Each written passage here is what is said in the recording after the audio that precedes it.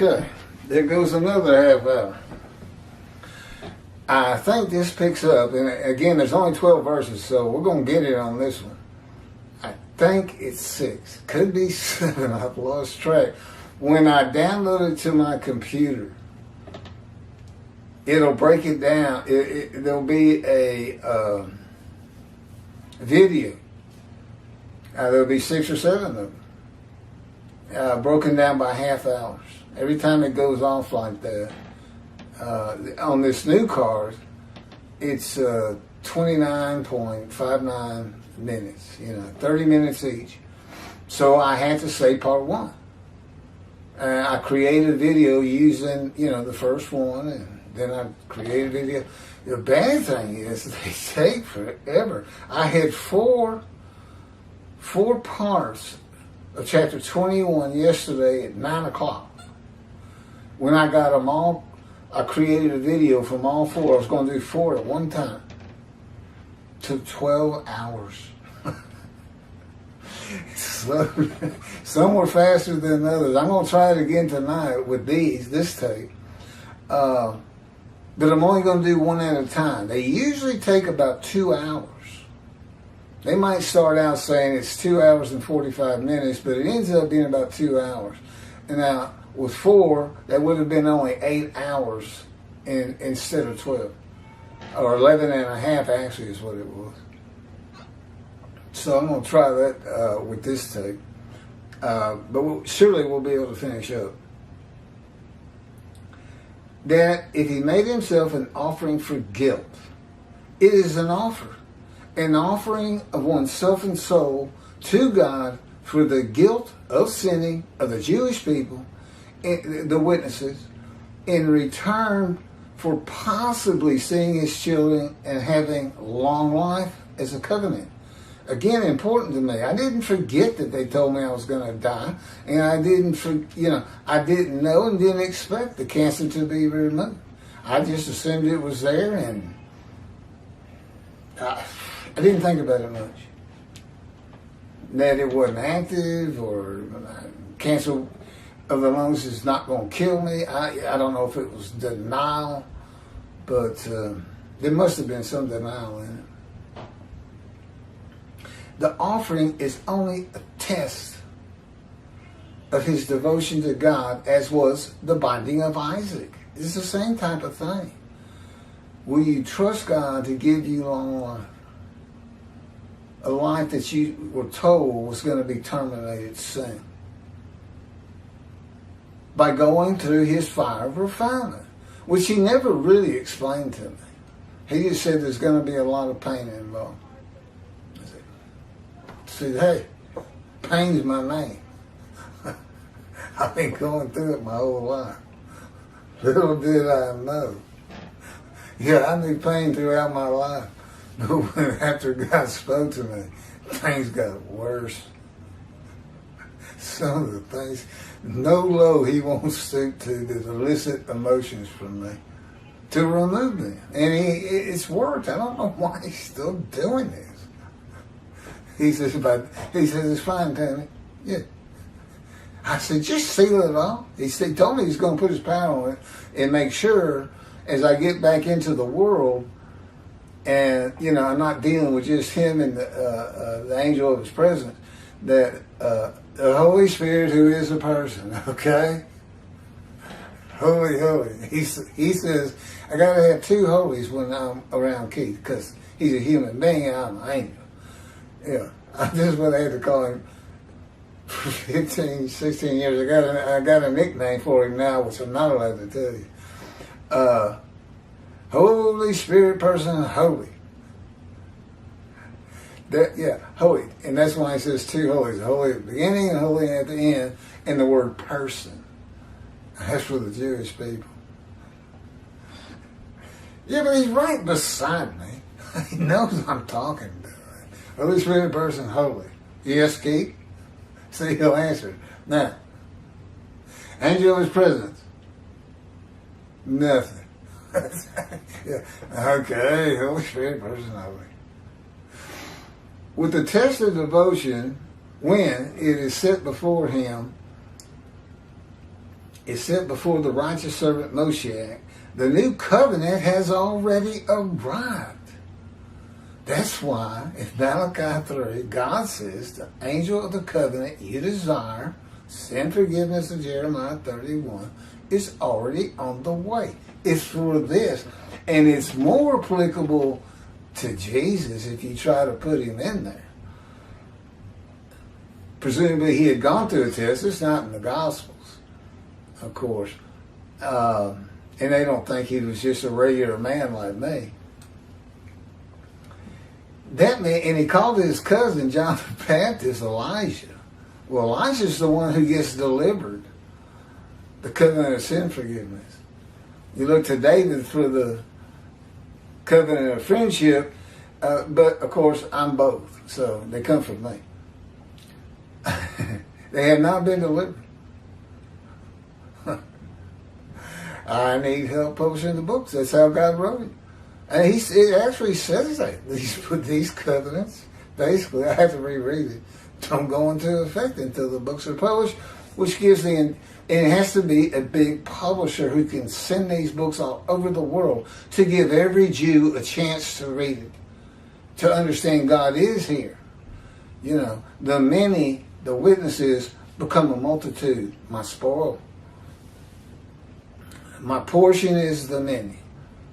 And the multitude, is said, we're going to get to it in just a second, is the spoil. For going through what I've gone through.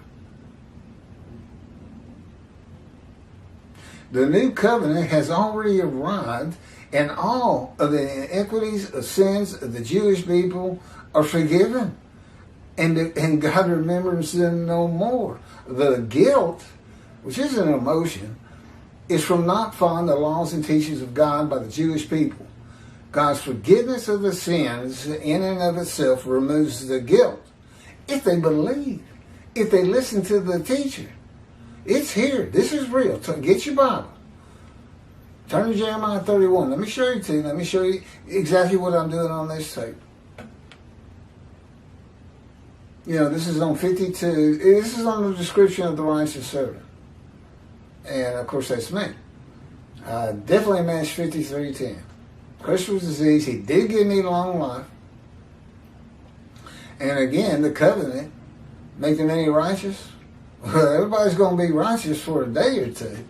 But when are they going to start sinning again? Now, if they don't hear about me and I tell them, look, this is real, you need to get to synagogue. And if you want to have a special heaven, you need to start really studying.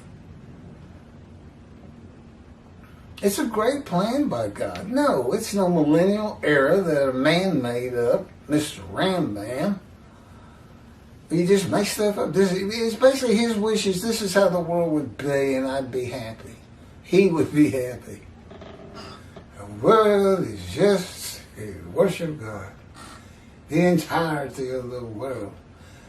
Everybody else will disavow their gods and come worship the God of Israel. There shall be no pain. The world shall be at peace.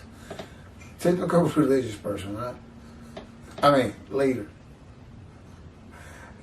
And I'm passing the basket around right now for donations. Food, money, whatever you got. And it sounds wonderful, y'all. Oh, the world loving us. I can sleep in the house that I built. Nobody's going to throw me out. I can eat the crops that I grow. That's actually in the Hebrew Bible.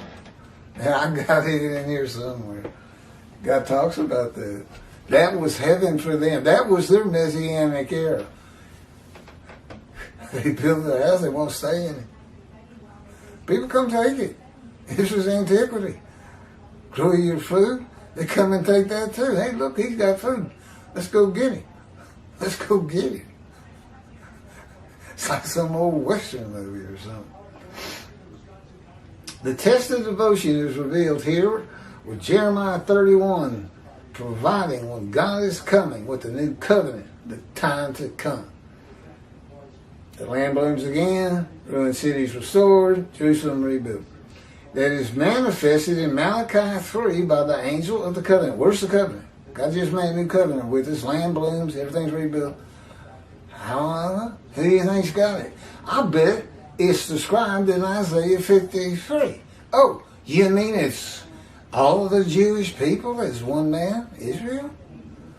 No, that doesn't seem to fit for me. I think he needs a prophet like Moses, and I don't think Israel. You know, all of the Jews together. You must see how ridiculous this teaching is. And I don't know why they do it. Why do they just keep saying we're waiting on Moshiach and he'll be described in 53 like they did in the Talmud? They called him the leper scholar. Because he makes the many righteous by his knowledge. But he's afflicted by God, disfigured. I know they're talking about leprosy. But that is a disease you can see and verify. Okay? But you can also verify disfigurement, blindness, death, lame, crippled, etc., etc. You're not going to use all those words to describe the scholar. And I am a scholar. I'm not an intellectual and this and that. I mean, I had to study hard. I'm good at reading and comprehension. I understand what I'm reading. But retaining it is my problem. Forgetfulness. That's why I love multiple choice questions. It kind of pop into my head, that one. I love it. That's what college is these days. There's essays still, but mostly multiple choice. And well, you can rule two of them out almost immediately. So now you're down to two. You got a 50-50 shot.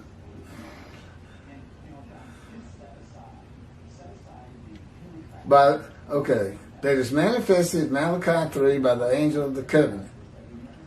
Behold, I am sending my messenger to clear the way before me. Okay, as God speaking, the messenger is Elijah. He's the messenger of the covenant. The covenant. Remember, he can talk to the angel. And the Lord whom you seek shall come to his temple suddenly. As for the angel of the covenant that you desire, he is already on his way. He's already coming. We were laughing about this last night. You know, God's within me. He's without me too. Okay, he fills this room. As does the angel of his presence, the Holy Spirit. If I'm in a room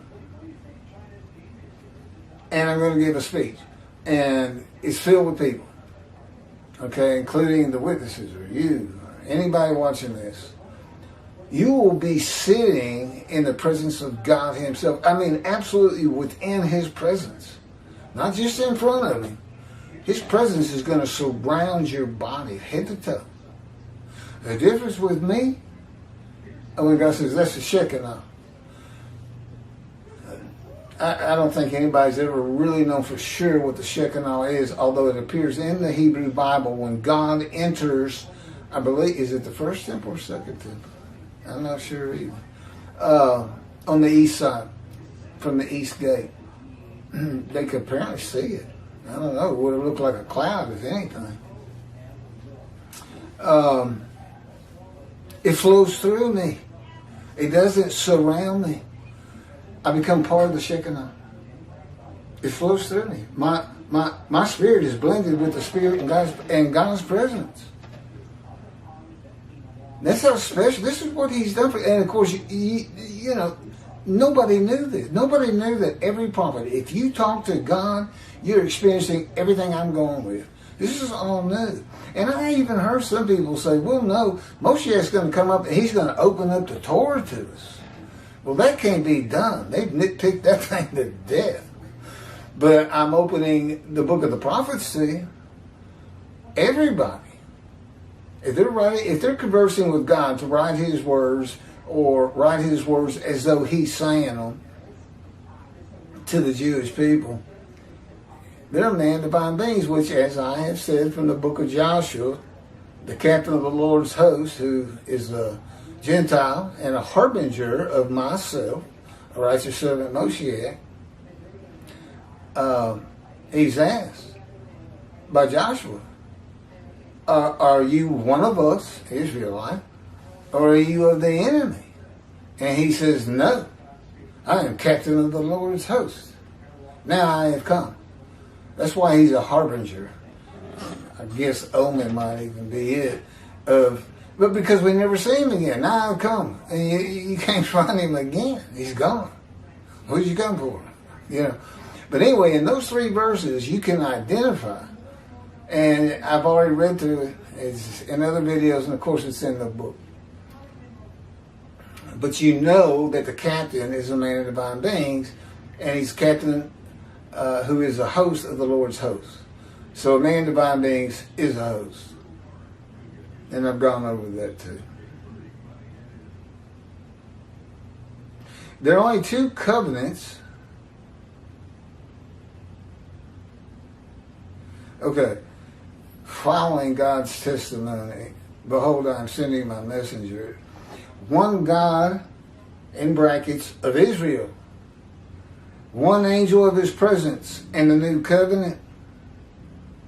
And one man, the messenger of the new covenant. This is God's words. A man in divine beings. A host of the Lord's host. That's God's words. There are only 2 covenants that have not been delivered. The new covenant for a time to come in Jeremiah with sin forgiveness. And the covenant of friendship. The covenant of friendship basically comes with the shepherd, servant, and anointed one of God whom he calls David. The angel of the covenant must be the angel of the new covenant. The phrase, he is already coming, he's already on his way, means he arrives before God who comes to covenant with a Gentile, that's me, before he returns to his temple. He must have visible representation to speak and write his words as Moses did to have his temple rebuilt for his return of the Lord. Oh, and he says, I will return suddenly. He knows it's not here. Because covenant of friendship says, I will place my temple amongst you. And of course, he has to get me ready. It's just the way it reads. But I told him, I said, well, you're within me. Where you are, where I am, you are. You know, what we'll do for the suddenly, we'll have a microphone on the third temple, talking to the great crowd who will gather to see God enter it. Because they'll see me and they'll say, okay, God's inside this guy. Where he goes, God goes. 24/7, every second of the day, every day. And until I die, he says. I told him, I said, well, why don't I run into the temple instead of just walking in? He just laughed. I said, I think it's a good idea. I could read it. He said, and God says, I will return to my temple suddenly. Well, he's within me, audience, or something like that. God says, I can make it a lot better than that. And then turn around and just run in, suddenly. I don't know why he put suddenly in there. He just said, return to my temple. He had his reason. No, it was for this video and making y'all laugh. It could be. Remember, 1, 2, 3 purposes. And he knows everything. God has to speak to the man to tell him that he had to teach me all this. That it was he that afflicted him with disease and crushed his life and took his right breast and withered his arm.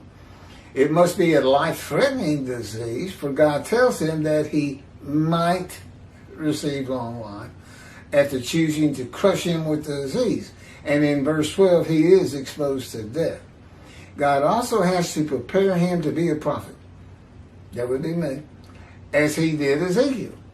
In the fire of refinement in the hand of God by his words and power, while teaching him the scripture to make the many righteous by his knowledge and remove their guilt. God is not asking the man to give up his life as a sacrifice. That would be against his teachings to the Israelites through his prophet, not to sacrifice their children. And the purpose of the man offering himself for guilt is to receive long life, not be sacrificed. How do Christians read this and convince themselves Jesus is 53? It's amazing. It boggles my mind. I'm like, who are these religious people? Remember, I was an atheist for 50 years. Didn't have anything to do with it. And knew nothing about it and didn't want to. I'm just... I can't believe this. You know, I read these writings and I said, how come people don't get it? I've had 150,000 views of these writings. One or another, if not all by some. 150,000. I've got, in this month, I've got 900 people who have come back to my channel to read more. I watch more. I'll learn. You know, it's going to take a little time. Bear with me. I became a lawyer. Believe me, nobody believed. You're a lawyer? You, Keith? Didn't you fail high school? Didn't you get kicked out of high school or fail or something? Nobody thought I had any intelligence whatsoever. I found out if I try and I study hard, I can pass the test. I'm good enough. But I'm not some brilliant person figuring out all these things that no sage or rabbi has ever had a clue of.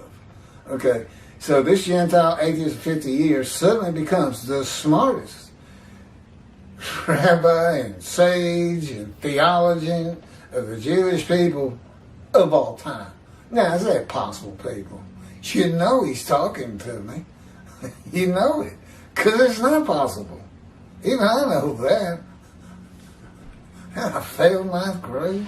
I couldn't get into the University of Texas A&M that my dad had gone to.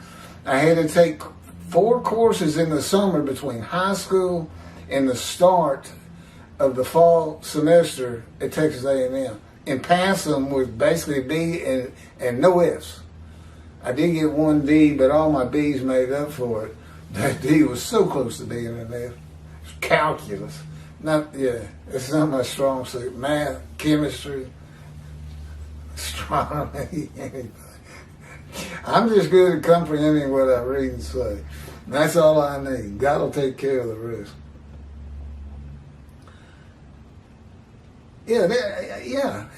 He's trying to get long life, not be sacrificed.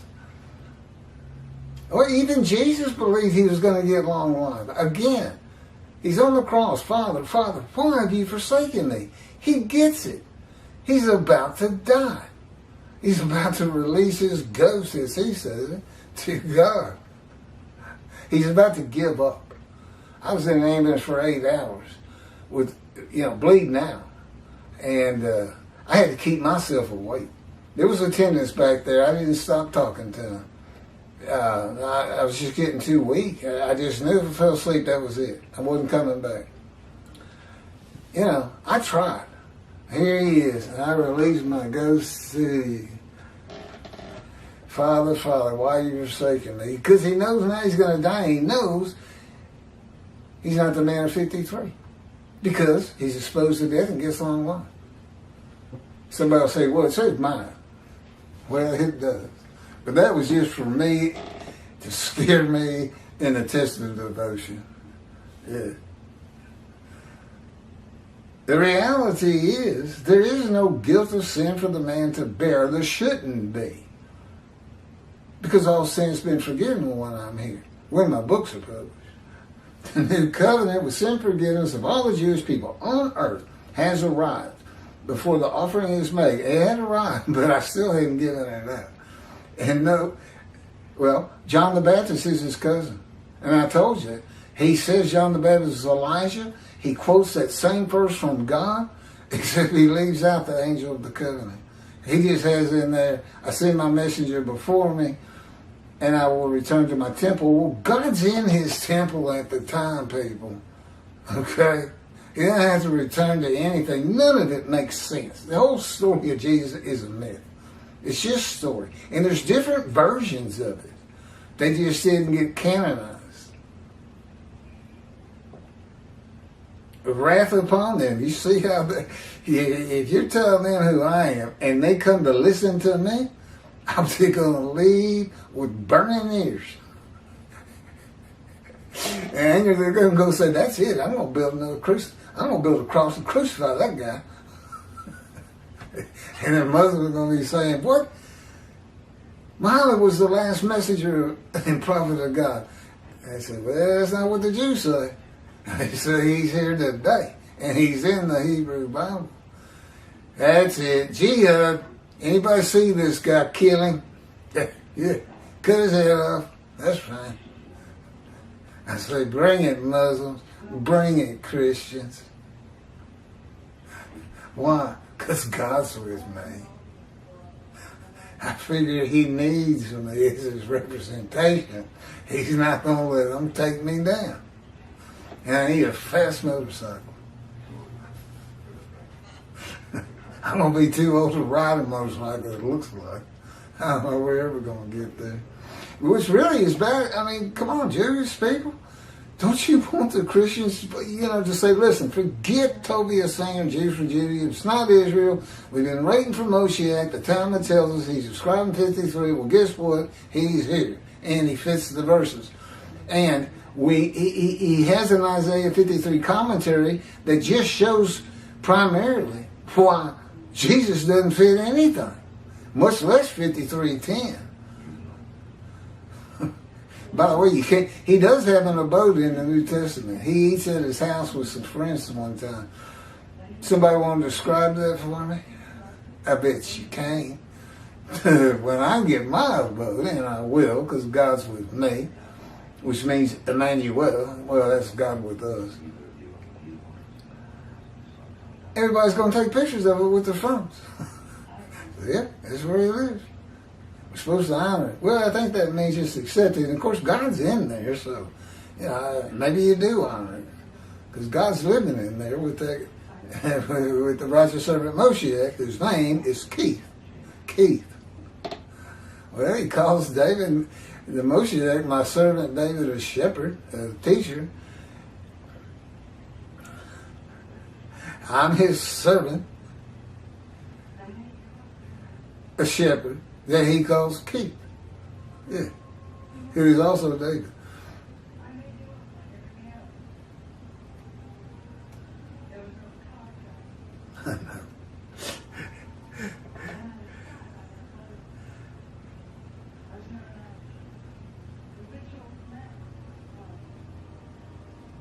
Hold on, I'm trying to cut some stuff out. We talked about this last night, I know. All this has been covered, is what it is. The primary purpose of verse 10 is not for the test of devotion. It is to make certain that the animal, sacrificial, atonement, worship laws of the Torah cannot be used for the man described. That's why he crushed me with disease. I became blemished. The man described is blemished. He's crushed with disease. He's given an illness that exposed him to death, depending on how you translate. Yeah. Afflicted by God, disfigured. Can't use that animal. It's not, yeah. And Jesus is known as being perfect. Perfectly good looking, perfect in body, never ill. Had one day of pain. One day. I had a day and a half. There was a bullet hole through my head, and I didn't give up the ghost. That's just one day. Have you seen the list of my accidents? And that's not everything. I got 20 surgical scars. And some of them are real minor. I even stitched up one myself one time with the help of a doctor. Well, he put Novocaine into it. I just wanted to do it. But it's the only reason God would crush a man with disease, to make him be his servant. You cannot offer an animal with defect. Jesus can't be 53. An animal that is blemished. So God blemishes the man. Now, no man would refuse God, and God does not need a man's permission to make him a servant. He is God. In the book of Ezekiel, God just seized him. Put him into he just started tearing him up, pinning him to the ground.